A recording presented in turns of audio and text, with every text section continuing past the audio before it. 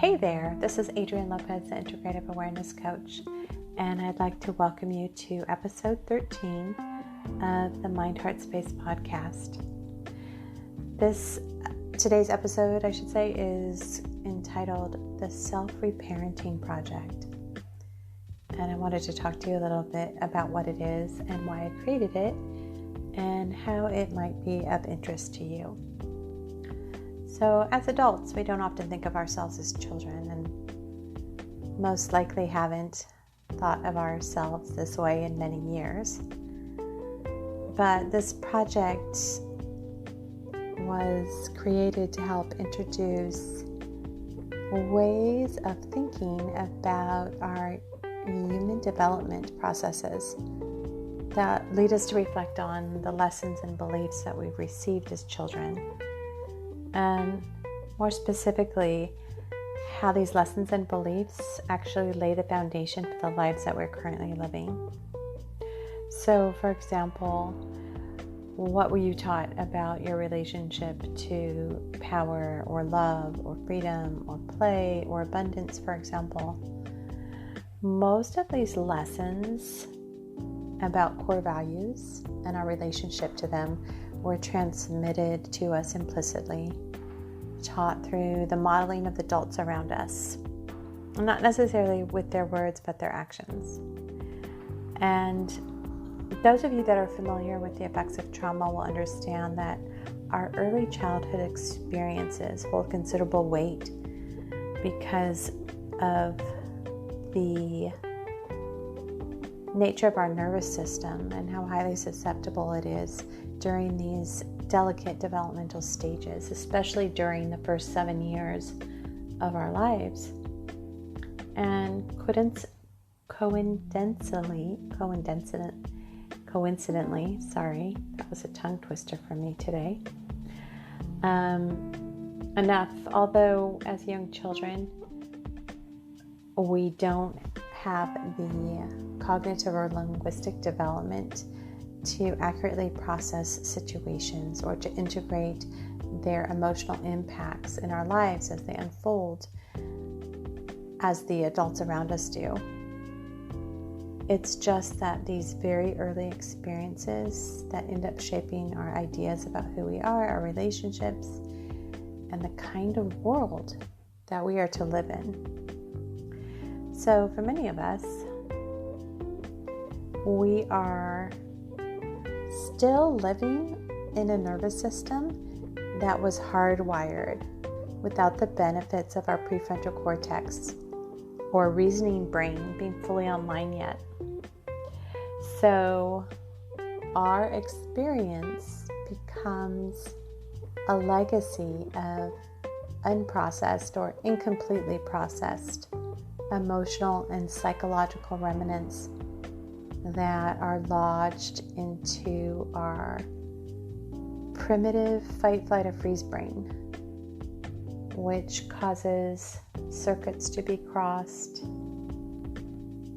that do not involve the reasoning part of our brain.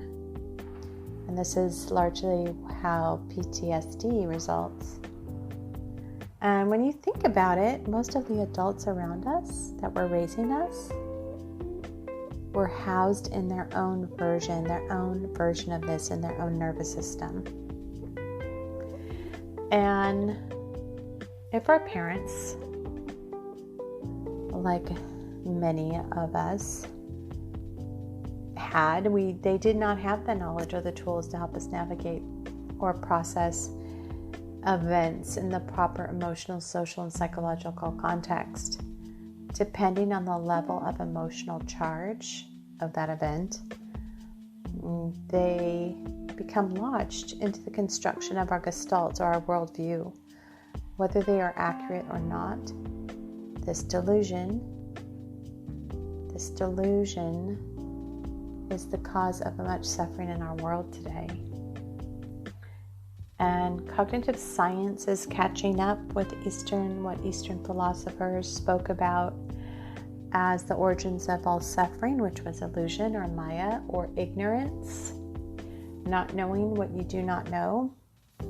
And of course, they used their a particular mouthpiece of yogic philosophy that was from a particular historical time in a particular vocabulary that made sense to them.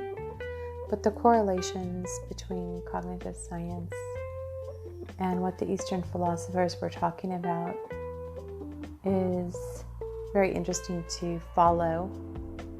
And also, I wanted to share with you a quote that I had mentioned earlier, actually in my Facebook post introducing today's podcast. It's by Carl Jung, the famous psychologist. He says, "This little world of childhood with its familiar surroundings is a model of the greater world.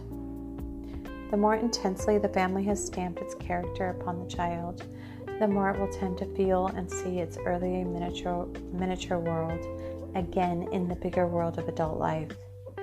Naturally, this is not a conscious or intellectual process." And so in this case, Carl Jung is talking from his particular academic and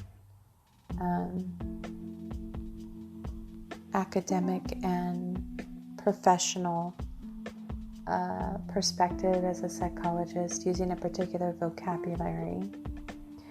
But it still speaks of the person, a person, in relationship to the world, based on the imprints. In yogic philosophy, this would be karma or vasanas that are imprinted onto the psyche that creates the experience of the conscious being or that particular conscious being. And so at this time in the world, it is a particularly advantageous opportunity to consider our relationship to these beliefs or these core values, our relationship to the world that we inherited from our parents or our caregivers around us. And know that you are not alone. This is happening on a global scale, as many people are considering the social institutions in which we've invested and given value, such as education, economic, political, religious, and other social institutions. Like, what do we want those to look like? And are clearly the systems in place are no longer serving us, and that's why they're breaking down. And a lot of people are feeling confused and less than satisfied with the condition of their lives, feeling disconnected from their purpose or passion, and not really sure how to improve or alter their experience. So let's take this a level further, and I want to ask you a couple questions. So how many of you were taught to give away your power with the promise of getting your needs met from another? How many of you were taught that it was okay to need what you needed or to feel what you felt, or were taught how to recognize a need or a feeling and then to ask to have that need met or that feeling addressed? Probably a large majority of you, the answer is no, you weren't taught. You weren't taught any of this emotional intelligence, the ability to connect or to observe your own cognitive processes. I mean, when you start to look more closely, you see that your childhood conditioning often required you to adhere to other people's emotional agendas in order to function in your family, in your home, and in your schools. And it's few and far between that I meet someone that is raised with this knowledge or awareness that it's okay. In fact, it's really reasonable for you to do these things. to be able to identify your needs, your emotions, your feelings, and get your needs met. And this is what behavioral psychologists have referred to the outer locus of control, where circumstances outside you are given precedence over your inner world, when in fact they are reciprocal, not separate. And this is what creates unhealthy cycles of behavior and imbalances of the relationship between self and other. It clouds our relationship, our view of relationships.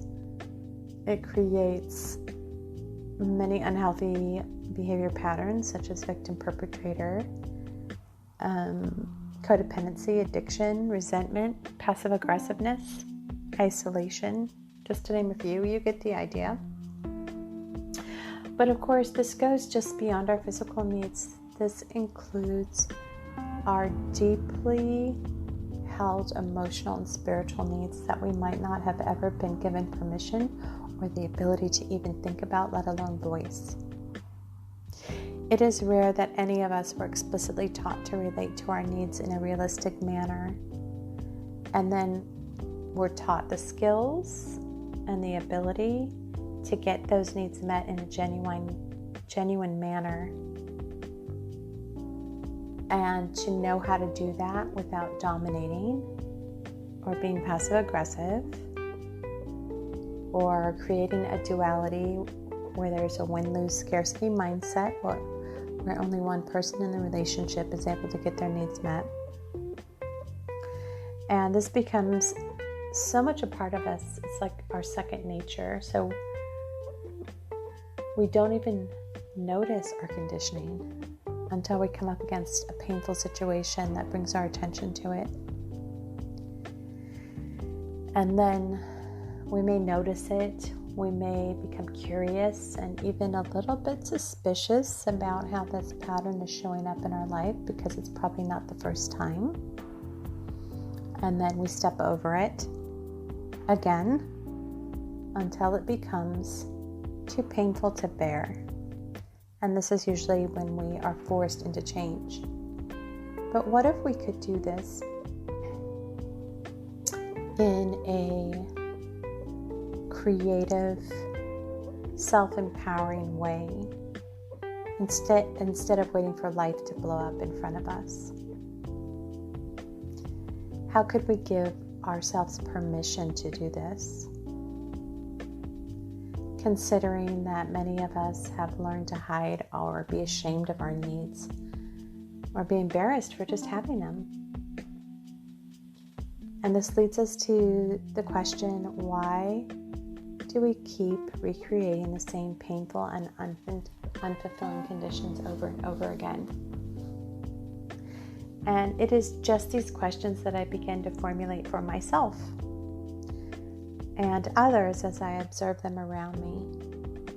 That much of the pain that we've seen unfolding in the world today is a product of dismissing this important relationship with ourself.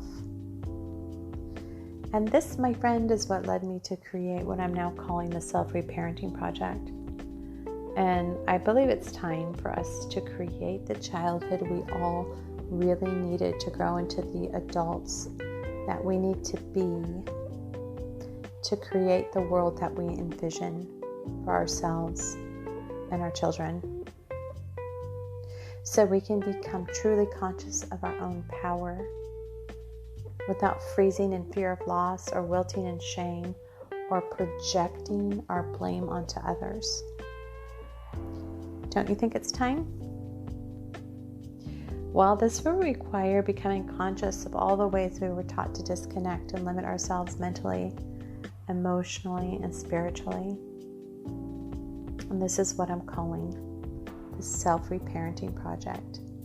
And I invite you to join me.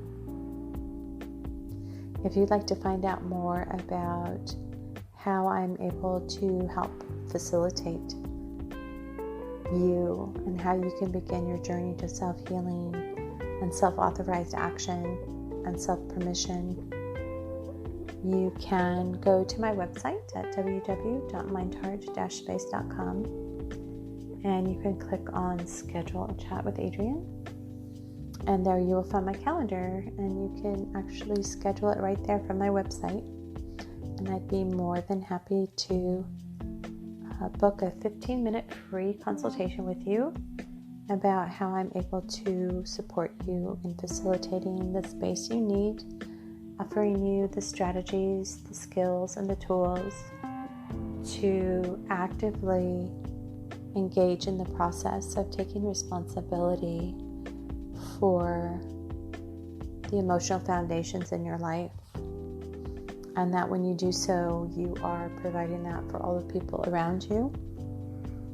And I just want to say this is not an overnight process, just as your life has been unfolding day by day, year by year, and these systems and beliefs and emotional and psychological and biological structures have been in place for many years. It is a step in the direction of remolding the entirety of who you are in the world by choice, not by unconscious circumstance. And if you do schedule a consultation with me, you can find out different options for working with me, packages available, and you can ask any questions that you might have about the process. And through this process, you can begin to develop your I and build momentum in taking control, taking charge of your life consciously in a way that's life-affirming and truly nourishing for your own growth and development. You can also reach out to me on my Mind Heart Space Facebook page if you prefer, and send me a private message, and I'd be glad to respond to you there also. All right, well, I think that's all for now. I'd just like to thank you for joining me today, and I hope that you got something of value to take with you out into the world. And until next time, please remember what a valuable treasure you are. Bye for now.